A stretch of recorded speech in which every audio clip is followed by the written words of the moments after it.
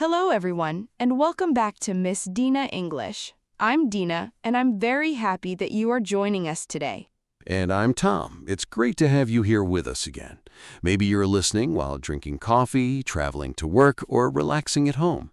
Wherever you are, thank you for spending some time with us.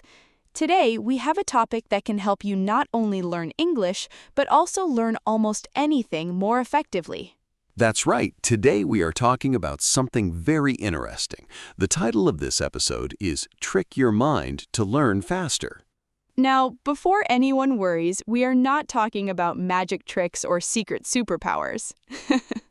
No, not at all. We are talking about simple ideas from everyday life that can help your brain learn more efficiently.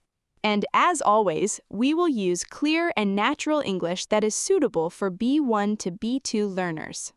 We want you to hear real conversations, useful vocabulary, and natural sentence patterns that you can use yourself. Before we begin, let's give our listeners a question to think about. Good idea. Here is the question. What is something you have tried to learn recently? Maybe it is English. Maybe it is cooking. Maybe it is driving, using a computer program, playing an instrument, or even exercising regularly. Whatever it is, keep that example in your mind while you listen to this episode. Tom, let me ask you something. Have you ever felt like you were studying hard but not making much progress? Oh yes, many times. I think most people have experienced that feeling. What does it feel like? For me, it feels frustrating. You spend hours trying to learn something, but a few days later you forget most of it. I think many listeners can relate to that. Especially language learners. Sometimes you learn 10 new words today, and next week you only remember 3. Exactly. And when that happens, people often think they are not smart enough. But that is usually not the real problem. Right. The problem is often the method, not the person. That is such an important idea. Many people believe learning is simply about spending more time. They think, if I study for 5 hours, I will automatically learn more than someone who studies for 1 hour. But learning does not always work that way. No, sometimes 1 focused hour can be more effective than 5 distracted hours. That brings us to our first big idea today. Which is? Your brain learns better when it pays attention. That sounds simple, but it's more important than many people realize. Let's imagine 2 students. Okay. The first student sits down to study English for 30 minutes. During that time, the phone rings several times, social media notifications appear, and music is playing loudly in the background. I already feel distracted just hearing that description. Me too. What about the second student? The second student studies for only 20 minutes. The phone is silent, the desk is clean, and all attention is focused on the lesson. So the second student studies for less time. Yes. But I think the second student probably learns more. Exactly, because attention is like a door. Information enters the brain through that door. And when the door keeps opening and closing, learning becomes difficult. That is a great way to describe it. Sometimes people say they are studying, but they are actually switching between 5 different activities. Reading a lesson, checking messages, watching videos, answering notifications, and then trying to remember what they were learning. That sounds familiar. I think it sounds familiar to most modern humans. So one way to learn faster is not necessarily to study longer. It's often better to protect your attention. Even a short period of focused learning can make a big difference.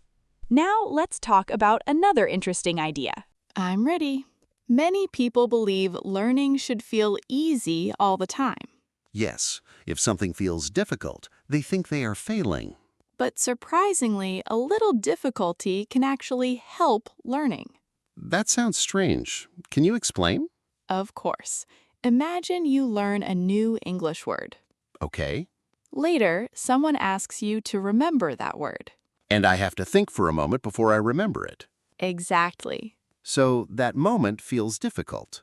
Yes, but your brain is working hard to find the information. Like searching through a library. Perfect example. And every time your brain successfully finds that information, the memory becomes stronger. So struggling a little is not always bad. In fact, it is often part of the learning process. That makes me think about exercise. How so?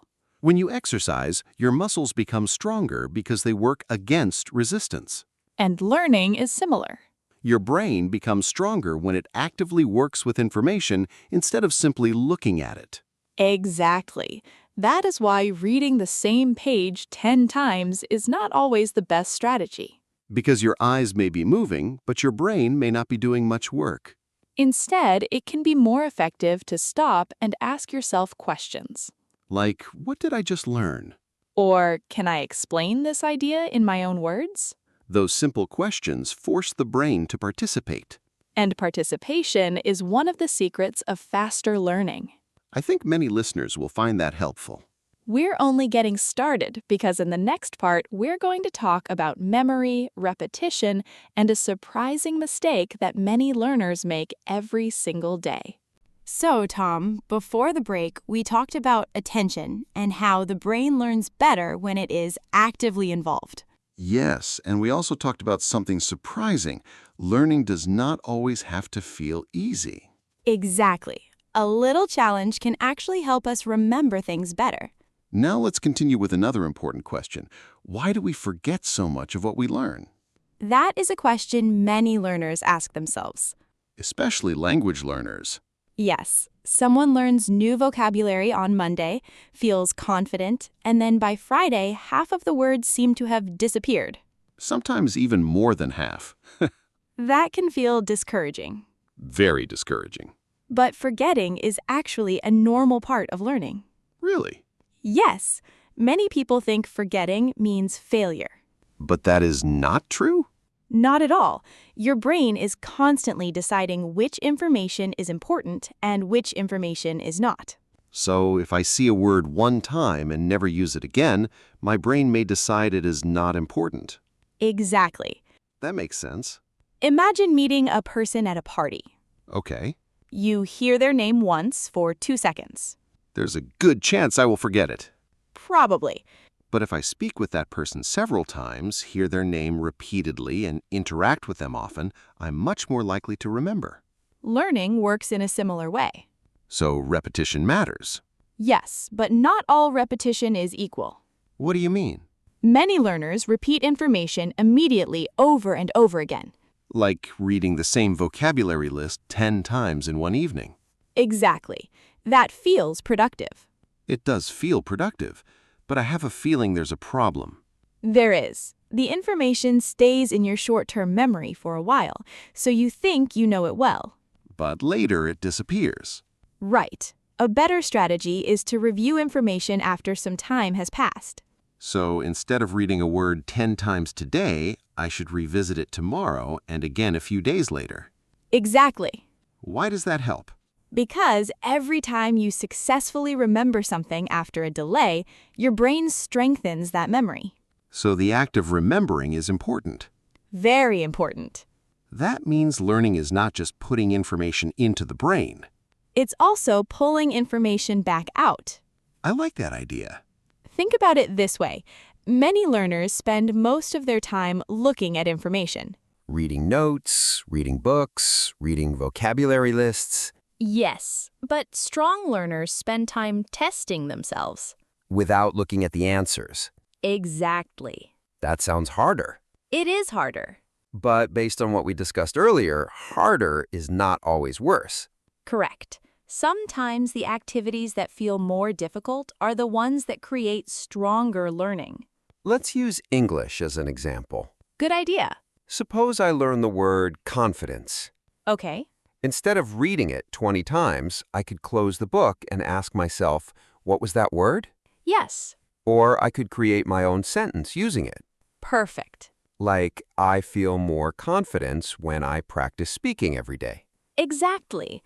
The moment you create something with the word, your brain works more actively. And active learning usually creates stronger memories. Another mistake many learners make is trying to learn too much at once. I have definitely done that before. Me too. Sometimes motivation arrives, and suddenly you want to learn everything immediately.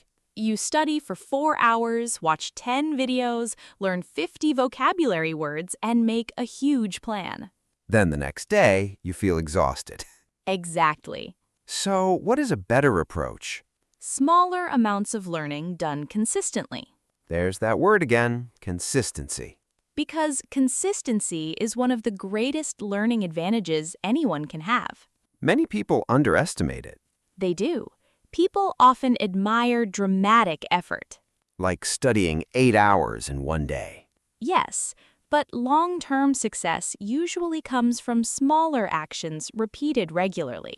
20 minutes every day can be more powerful than 3 hours once a week. Absolutely. It also feels easier to maintain. That is important because learning is usually a long journey. Not a short race. Exactly. There's another thing I notice when people learn. What is that? They often compare themselves to others. Ah, yes, that can become a problem. Someone sees another learner speaking English fluently and immediately feels behind. But comparisons can be misleading. Because we rarely see the full story. We only see the result, We do not see the years of practice behind that result, or the mistakes. or the difficult days. Exactly. So, a healthier question might be, am I improving compared to myself last month? That is a wonderful question. Because learning is personal. And progress is often slower than people expect. But it is also more powerful than they realize. Small improvements may seem invisible day by day. Yet, after several months, the difference can be enormous. So far, we have discussed attention, memory, repetition, active recall, consistency, and comparison. Those ideas alone can completely change how someone learns. They really can. But there's still one important piece missing. You mean motivation? Exactly. Because even the best learning methods are difficult to use if you constantly lose motivation. And in the final part of this episode, we're going to talk about motivation, mental habits, and one powerful mindset shift that can completely change the way you learn. So, Tom, before the break, we talked about learning strategies that help information stay in our memory longer. Yes, and we discovered that learning faster is not really about working harder every minute of the day. Exactly. It is more about working in a smarter way. Now let's talk about something that affects every learner at some point, motivation. Motivation is interesting because many people think successful learners always feel motivated. But that is usually not true. Not at all. Even very successful people have days when they feel tired, distracted, or uninspired. The difference is that they do not depend completely on motivation. That is such an important point. Many learners wait for the perfect feeling before they begin.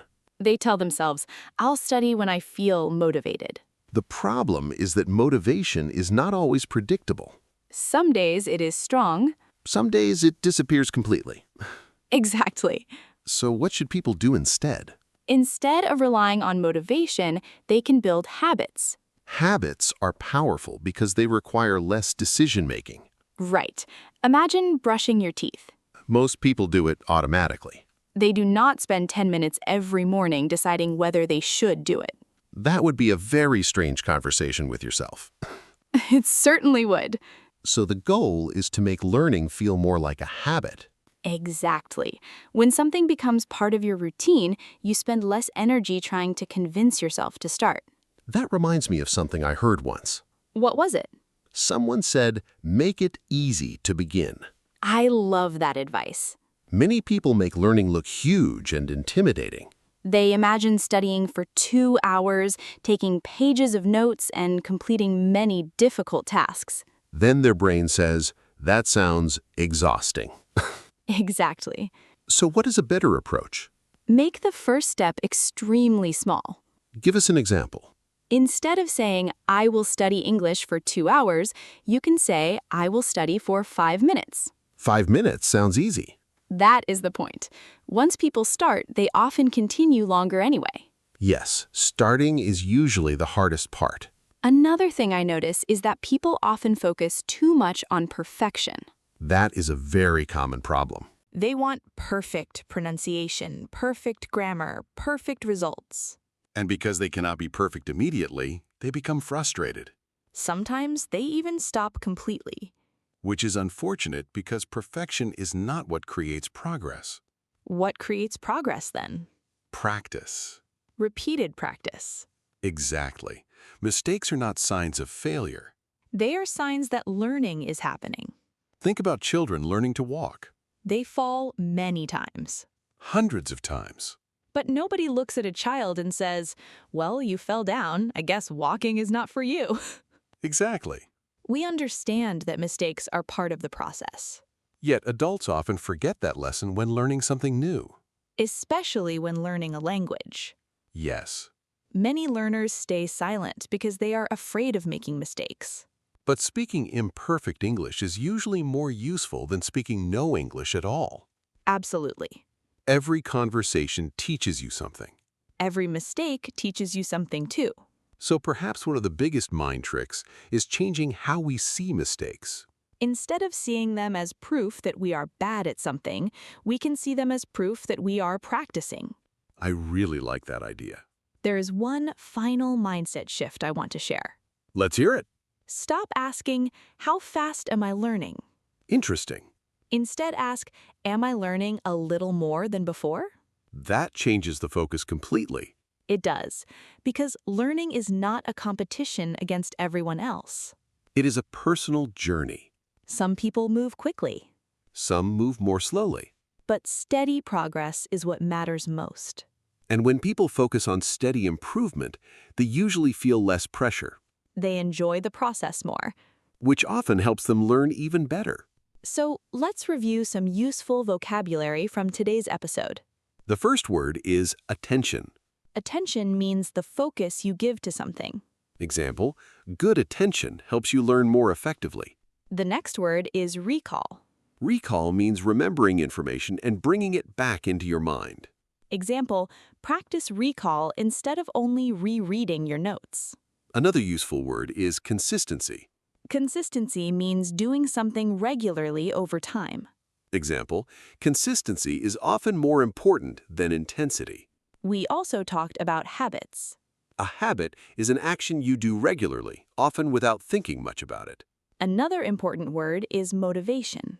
Motivation is the feeling that makes you want to do something. And finally, mindset. Mindset is the way you think about challenges, learning, and life in general. Before we finish, we would like you to think about one simple question. What is one small learning habit you can start this week? Maybe listening to English for 10 minutes each day? Maybe reviewing vocabulary before bed. Maybe reading one page of a book every evening. Choose something small enough that you can actually do it. Remember, your brain does not need perfect conditions to learn. It simply needs attention, repetition, patience, and practice. Learning faster is often not about pushing harder. It's about helping your brain work with you instead of against you. Thank you for spending this time with us today. We hope this conversation helps you learn English and many other skills more effectively. Keep practicing, stay curious, and trust the process. And remember, small steps repeated many times can create amazing results. We're Dina and Tom. And we'll see you in the next episode of Miss Dina English. Take care and keep learning. Bye, everyone. Bye.